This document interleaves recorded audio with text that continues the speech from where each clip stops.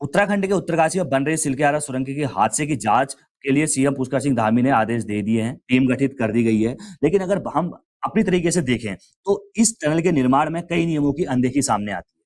यह अनदेखी है प्रकृति, विज्ञान और नियमों के साथ की गई है। चार धाम परियोजना के तहत बन रही इस 4.5 किलोमीटर लंबी सुरंग का मकसद था तीर्थ यात्रा को सुगम बनाना। हालांकि इस सुरंग ने 41 मजदूरों का जीवन संकट में डाल दिया है। अब जो है वो रेस्क्यू काम अंतिम समय पे है, लेकिन फिर भी 41 मजदूर पिछले 17 दिनों से उनकी जिंदगी जो है वो संकट में रही। जो जिसको लेकर तरह-तरह के जो सवाल हैं सरकार पर उठने लाज़मी हैं, लेकिन सबसे पहला जो काम है वो इन 41 श्रमिक भाइयों को बाहर निकालना है। अगर बात करें इस सुरंग को national highway and infrastructure development corporation limited बनवा रही है। सवाल ये उठता है कि किस तरह के नियमों का उल्लंघन किया गया या फिर उन्हें नजरअंदाज किया गया। असल में उत्तरकाशी ऊपरी हिमालयी इलाके में है। यह मेन सेंट्रल थ्रस्ट यानी कि एमसीटी से नजदीक है। आप समझिए किस तरह के नियमों का अनदेखी किया गया या किस तरह के नियमों का जो है उल्लंघन किया गया, उसके बारे में हम बता रहे हैं। तो जो अगर बात करें, उत्तरकाशी जो है वो ऊपरी हिमालय इलाके में है और यह मेन सेंट्रल थ्रस्ट से नजदीक है। अब आपको ये बताते हैं कि एमसीटी क्या होता है। यानी भारतीय टेक्टोनिक प्लेट और यूरेशियन प्लेट के मिलने वाली जगह पर पैदा होने वाली ऊर्जा को हम एमसीटी कहते हैं। अब इसको इस तरीके से समझिए, एमसीटी क्या है, यानी कि मेन सेंट्रल थ्रस्ट की हम बात कर रहे हैं, उसके नजदीक उत्तरकाशी का इलाका आता है।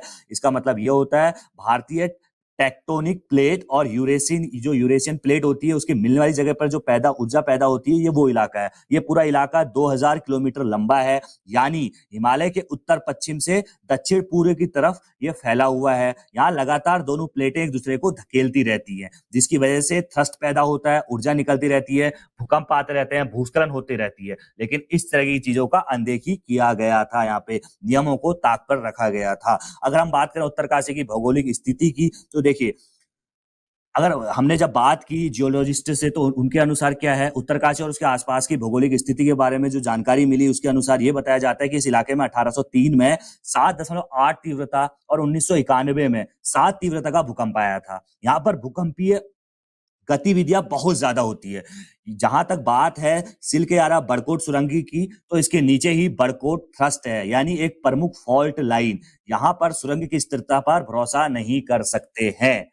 इसके अलावा जो जियोलॉजिस्ट हैं, उन्होंने बताया कि जिस जगह जमीन के अंदर भूकंपीय फॉल्ट हो, जहां लगातार भूकंप के झटके आते रहते हो, जो भूकंप के खतरों से किसी भी समय हिल सकता हो, ऐसी जगह पर इस तरह का सुरंग बनाना खतरे से खाली नहीं है। ऐसी जगह को शियर जोन कहते हैं, यानी वो जगह जो धरती के मेंटल और क्रस्ट के बीच बेहद पतली परत होती है। यह स्थिर नहीं होती। यहाँ जोन के दोनों तरफ पत्थर तेजी से खिसकते रहते हैं, लेकिन फिर भी नियमों की अनदेखी की गई और वहां टनल का निर्माण किया गया। और आज आपके सामने है, पिछले 17 दिनों से देश टकटकी लगाए बैठा है कि कब हमारे जो श्रमिक भाई हैं उन्हें बाहर निकाला जाएगा। लेकिन हमें सफलता जो है वो आज मिलने की उम्मीद है।